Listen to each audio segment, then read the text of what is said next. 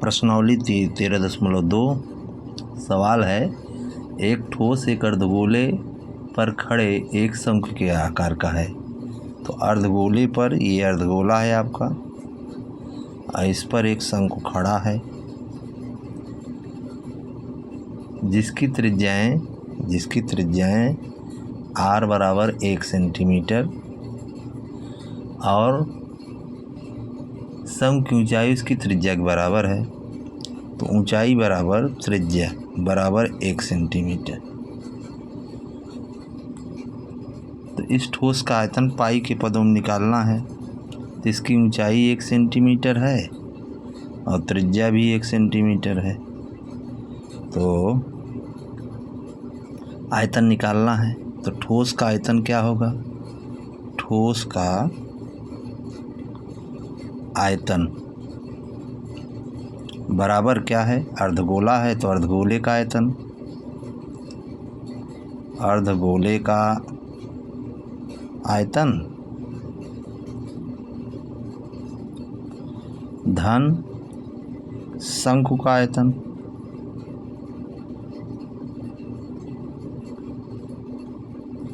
शंकु का आयतन। तो अर्धगोले का आयतन क्या होता है? 2/3 पाई r क्यूब धन शंकु का आयतन 1/3 पाई r स्क्वायर h। मान रख दीजिए 2/3 पाई, r है त्रिज्या है 1 × 1 × 1, 1/3 पाई, r है 1 × 1 और त्रिज्या ऊंचाई के बराबर है तो इसलिए ये भी 1 होगा। तो गुणा करेंगे 2/3 पाई धन 1/3 पाई, r बराबर है, इसको जोड़ लीजिए 2 1 3, 3/3 पाई, 3 से 3 काट देंगे तो क्या आ जाएगा? पाई घन सेंटीमीटर। सवाल आपकी स्क्रीन पर दिया है, फिर से देख लीजिएगा।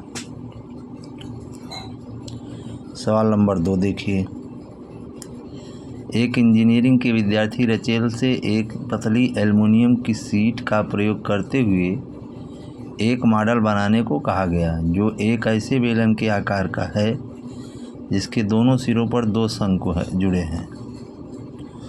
तो रचेल ने एक मॉडल बनाया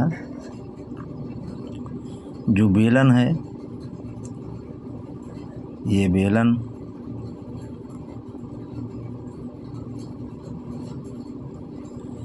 ये बेलन हुआ आपका, और कह रहा है कि बेलन का आकार का है जिसके दोनों सिरों पर 2 शंकु जुड़े हैं। इसके दोनों सिरों पर 2 शंकु भी हैं।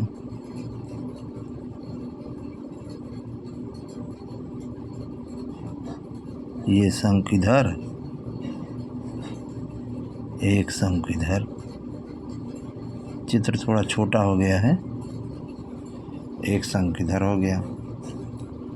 शंकु की ऊंचाई कितना है? शंकु की जुड़े हुए इस मॉडल का व्यास दिया है 3 सेंटीमीटर।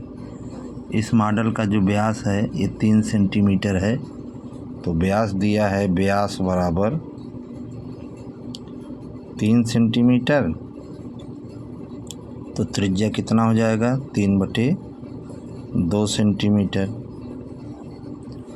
उसके बाद दिया है मॉडल का व्यास, इसकी पूरी लंबाई दिया है यहाँ से लेकर के यहाँ तक 12 सेंटीमीटर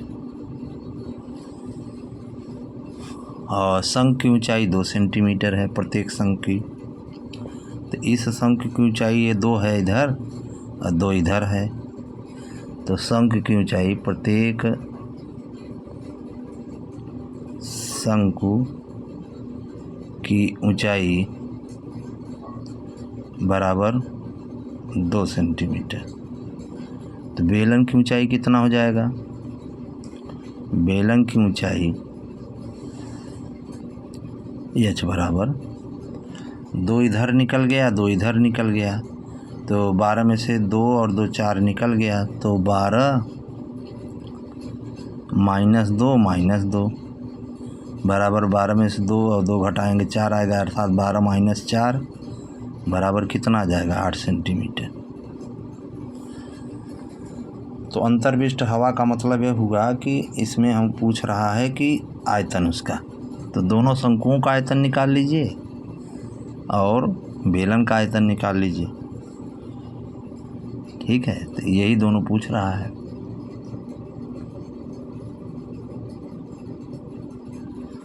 पूरे मॉडल का आयतन क्या होगा?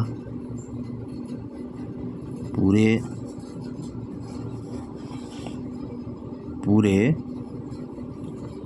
मॉडल का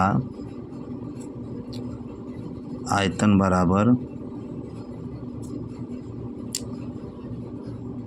बेलन का आयतन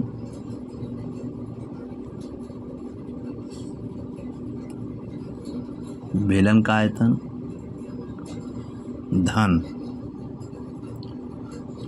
2 शंकु का आयतन। तो बेलन का आयतन हो जाएगा pi r square h, small h कर दीजिए या कैपिटल एच कर दीजिए, धन शंकु का हो जाएगा 2 गुणित 1/3 पाई आर स्क्वायर स्मॉल एच करिए।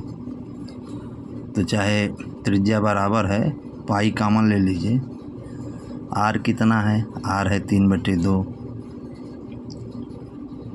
शंकु की ऊंचाई 8 है, धन 2 गुणित 1/3, आर है 3/2 और शंकु की ऊंचाई 2 इधर है, 2 है, शंकु की ऊंचाई 2 गुणा कर ही दिए हैं, 2 करिए। 1 2 से 1 2 काटिए, 1 3 से 1 3 काटिए, फिर 1 2 से 1 2 काट दीजिए। तो देखिए कितना आ रहा है, पाई और इसको काट दीजिए, 4 दूनी 8, 2 तिहाई 6, 3 18 धन इधर बचा 3, तो 18 3 21 पाई, 21 पाई घन सेंटीमीटर। या तो इसको हटाएंगे तो 21, पाई का मान 22/7 रखेंगे तो 7 3 21, 22 3 66